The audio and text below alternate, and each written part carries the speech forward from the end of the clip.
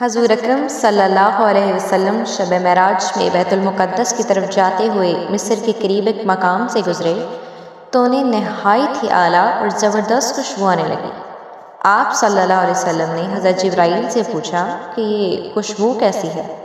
جواب ملا کہ فرعون کی بیٹی کی باندی مشاطہ اور اس کی اولاد کی قبر سے آ رہی ہے۔ پھر حضرت جبرائیل علیہ السلام نے اس کا قصہ بیان کیا کہ مشاطہ فرعون کی بیٹی کی خادمہ تھی اور وہ خفیہ طور پر اسلام لا چکی تھی۔ ایک دن فرعون کی لڑکی کو کنگھی کرتے ہوئے اس کے ہاتھ سے اتفاقاً کنگھی گر پڑی۔ وہ اٹھانے لگی تو اس کی زبان سے بے ساختہ بسم اللہ نکل گیا۔ اس پر شہزادی نے کہا کہ تو نے آج عجیب کلمہ بولا، رب تو میرے باپ فرعون ہی ہے نا، تو پھر تم نے یہ کس کا نام لیا؟ اس نے جواب دیا، فرعون رب نہیں بلکہ رب وہ اللہ ہے جو مجھے اور تجھے اور خود فرعون کو روزی دیتا ہے۔ شہزادی نے کہا، اچھا تو میرے باپ کے سوا کسی اور کو اپنا رب مانتی ہے؟ اس نے جواب دیا، ہاں میرا، تیرا اور تیرے باپ سب کا رب اللہ ہی ہے۔ شہزادی نے اپنے باپ سے کہلوایا۔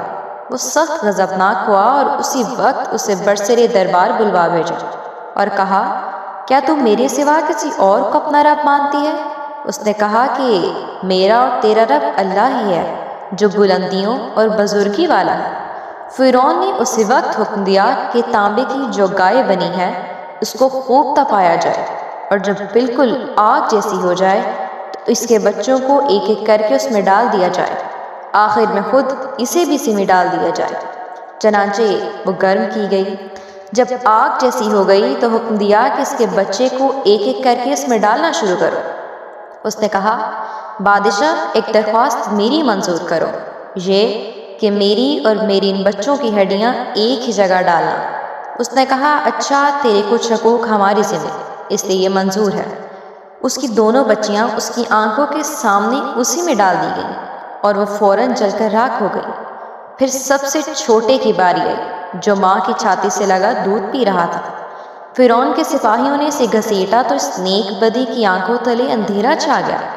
اللہ تعالیٰ نے اس بچے کو اسی وقت زبان دے دی اور اسے بآواز بلند کیا، اماں جان افسوس نہ کرو، اماں جان ذرا بھی پس و پیش نہ کرو، حق پر جان دینا ہی سب سے بڑی نیکی ہے۔ چنانچہ اس عورت کو صبر آ گیا، اس بچے کو بھی آگ ہی میں ڈال دیا گیا اور آخر میں اس کی ماں کو بھی۔